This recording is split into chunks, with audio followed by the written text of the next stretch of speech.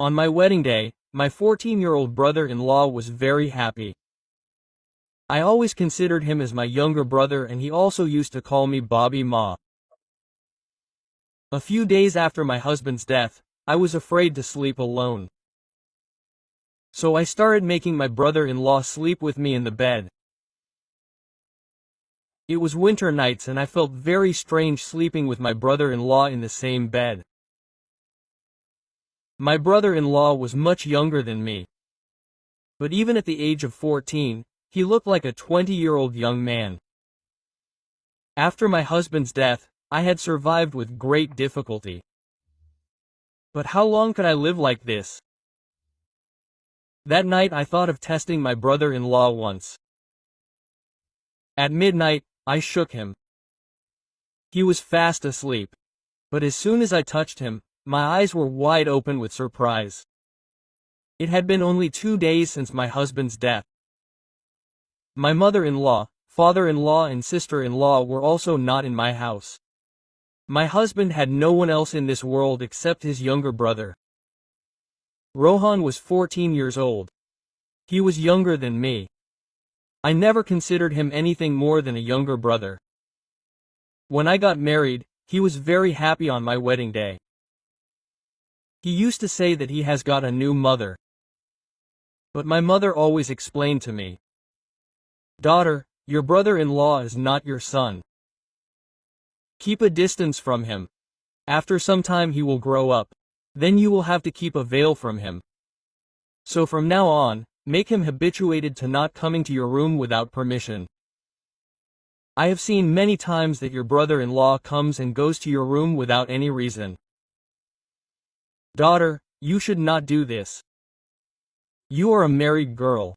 You should also care for your husband and family members."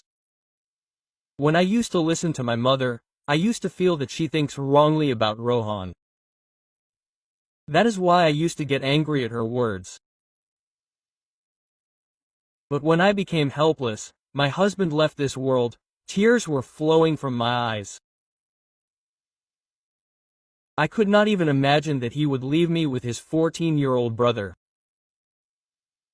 My life was in trouble. I was in a bad state due to crying. It was 12 o'clock at night. My brother-in-law Rohan had not yet come home. Perhaps he was busy with his brother's relatives. My heart was satisfied that it was a good thing if he had not come home, because if he had come home I would have felt uneasy. I was remembering my mother's words again and again. Then there was a knock on the door of this big house. My heart jumped into my throat. I wondered who it might be. But Rohan's voice came from outside. "Bhabhi, open the door." "It's me." I opened the door fearfully. Today this house seemed like a jungle to me. Rohan seemed like a small wolf to me. I don't know why. I had started thinking so badly about him. "Bhabhi, did you eat food?" he asked innocently. His eyes were down and he had a bag in his hand. The bag contained rice which seemed to have been brought from a hotel. He put rice in a plate and placed it in front of me. "Bhabhi, I don't know how to cook. I have brought food for you from outside. You eat it or else you will die of hunger. I don't want to lose my mother after my brother." Rohan also had tears in his eyes. He was calling me Ma, but my mother's words were not going out of my mind. "Bhabhi, you don't need to worry. I will be your support. You should never leave this house." He was talking very emotionally. But many doubts were roaming in my mind. Then he said a strange thing. "Bhabhi, you sleep in this room. The other room is near the roof. I think you should not stay in the room on the roof. Now everyone knows that our brother has died in our house. Anyone can come to our house with bad intentions." I was surprised that why is Rohan saying such things at such a young age? Did anyone say anything to him? But I found his words right. I went to his room. Rohan's room was on the other side, while I and my husband lived in the room near the roof. I was feeling very strange. Today, for the first time, I had come to someone else's room other than my room. But what I saw in Rohan's room, he forced my eyes to remain wide open. As soon as I closed the door of the room, I saw something that blew my mind. Although he looked like a 14-year-old child, but my mother was right. Whatever Rohan was saying, only a grown-up and sensible man could say it. My heart was broken when I saw my jewelry in his room. I had kept it hidden in the locks. But how did Rohan get hold of all this? This was a very strange thing. I thought that as soon as it was morning, I would question him about this. But at that time I was feeling very sleepy. I closed the door properly from inside and started preparing to sleep. I don't know why I was feeling very sleepy, although I had not slept for the last 2 days. But today I felt as if my eyes were getting sleepy after eating the rice brought by Rohan. I thought whether something was mixed in the rice, but I did not get a chance to think. When I opened my eyes, it was 10 o'clock in the morning. I was surprised that how did I feel so sleepy today? I had not slept at all for the last 2 days. But today, after eating rice, my eyes closed as if someone had been given alcohol. I was surprised. This should not have happened. The thought kept coming to my mind that whether something was mixed in the rice brought by Rohan. But why would Rohan do this? I came out rubbing my eyes and saw that Rohan was making tea in the kitchen. I felt very bad seeing him. "Bhabhi, you slept. You slept well, right?" he said, looking at me. I said in a pale tone, "Yes, I slept a lot today." "Why won't you sleep, Bhabhi? I had mixed sleeping pills in your rice." I had told my friend that my Bhabhi does not get sleep. He said that mixed sleeping pills in the food. This will make her sleep comfortably. I was surprised that how could Rohan do such a lowly act. "Rohan, how can you think like this? You wanted to make your Bhabhi unconscious?" "No, Bhabhi, I wanted you to sleep well. Now you look fresh. Have tea." He placed the tea in front of me. I became suspicious. "Did you mix something in it?" "No, Bhabhi. I had mixed the pill for your peace of mind. If you say so, I will drink this tea in front of you. Come, let us drink half each." He took sips of tea from the glass and showed it to me. I believed him. I said, "Okay, forgive me. I doubt you." Looking at Rohan's face, I believed his innocence. There was really a lot of innocence on his face. I did not say anything to him that day. I wanted to know what he would say next because whatever I had seen in his room was unforgivable. After a while, he himself started talking. "Bhabhi, I want to sell your jewelry. I have a very honest uncle. He will give us a lot of money by selling the jewelry. We will buy a house with that money. How long will we stay in this rented house? The landlord will come to collect the rent the day after tomorrow. We do not even have money." I was surprised to hear Rohan's words. I had not even thought of this till now. How could he think like this? I said, "Rohan, how did you think of buying a new house?" "Bhabhi, I have to get married in future. We have to live together for the rest of our lives. We should have our own house. A person is only humiliated in a rented house." Rohan was right. That is why I did not say anything about the jewelry. But I was afraid that what would happen if I did not get money by selling the jewelry. I was a widow and my brother-in-law was 14 years old. In such a situation, anyone could easily cheat us.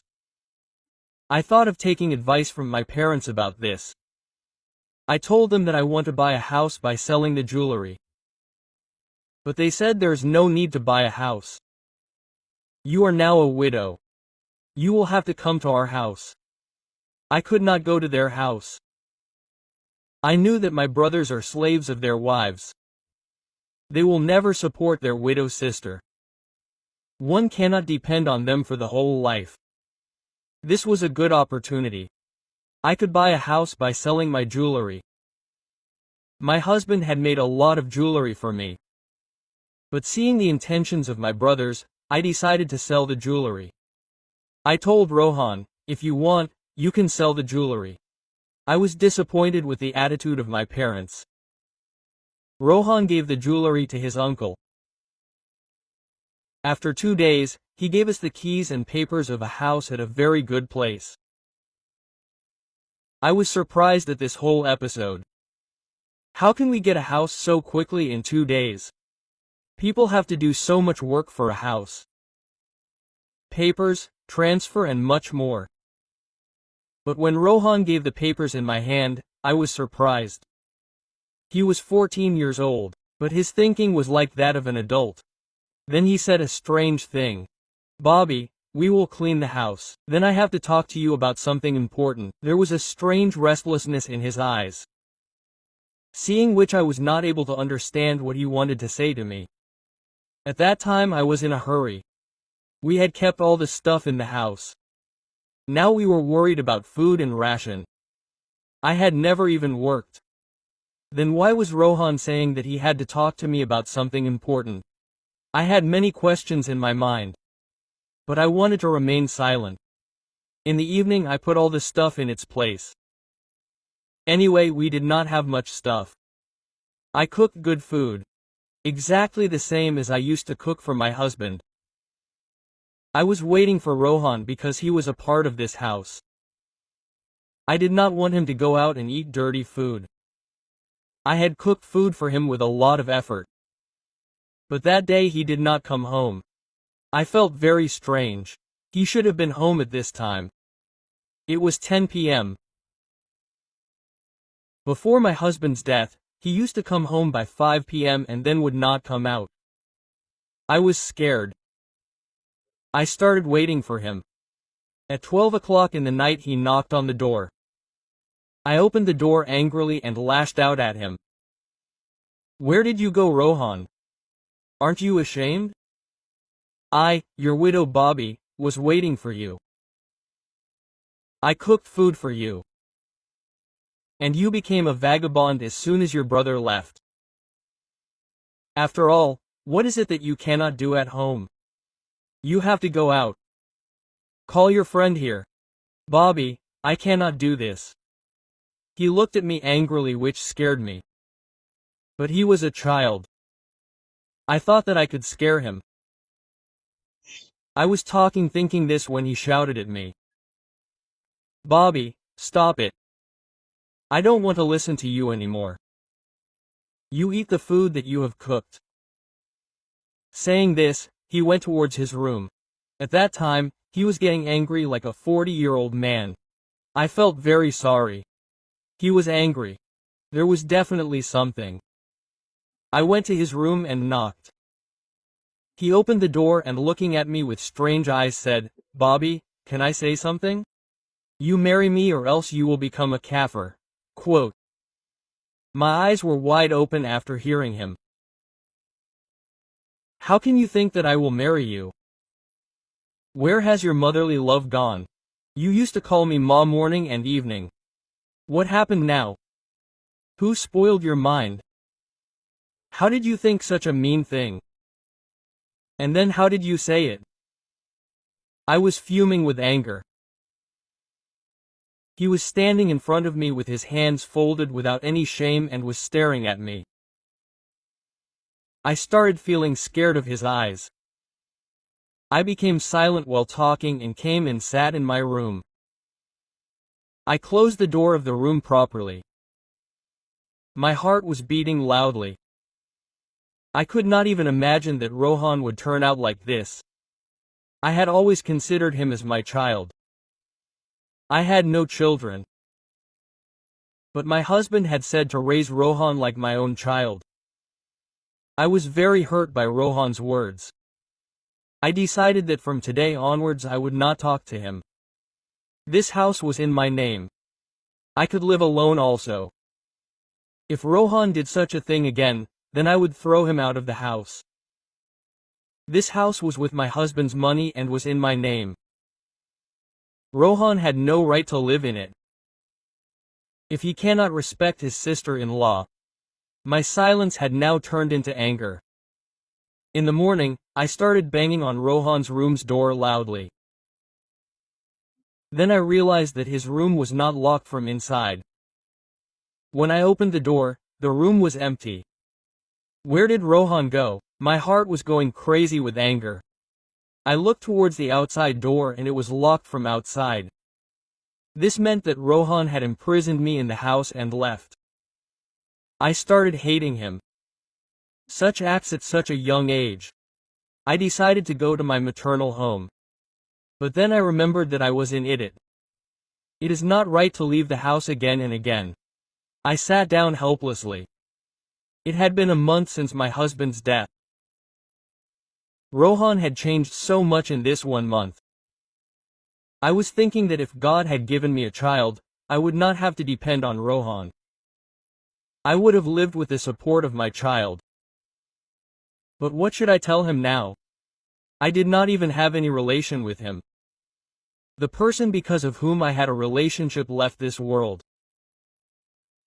I decided that when Rohan comes, I will tell him clearly that he cannot live in this house. In the evening, the night had not even started yet when there was a loud knock on the door of my house. I thought that it might be Rohan. But when I opened the door, 3-4 men were standing in front. They looked angry. They had beards on their faces as if they were contractors of religion. They said, "Bhabhi, do you live here alone?" I said, "Yes, I live alone." They said, "You are lying. Your brother-in-law also lives with you. He must still be at home. These people are making this locality dirty. They should be evicted from here." Quote. I said, "Bhai Sahab, what did we do? What did you do? You are asking us this. You live alone with your 14-year-old brother-in-law. You know that your husband has died. You are a widow. Go to your parents' house. Live here with decency. We also have sisters and daughters living here. We will not tolerate such people." Quote. I got very angry at them. But I did not want to mess with them. I closed the door on their faces. Tears started flowing from my eyes. All this was done by Rohan. I started packing my things. It had become difficult for me to live here. I knew that Rohan must have spread such things about me that I am a very guilty woman. It is true that this world eats up a lonely woman. May God protect everyone's dignity. So friends, if you like this story, then like it and subscribe to our channel. Click on the bell icon and set it to on all so that you get notification of new stories immediately. Thank you.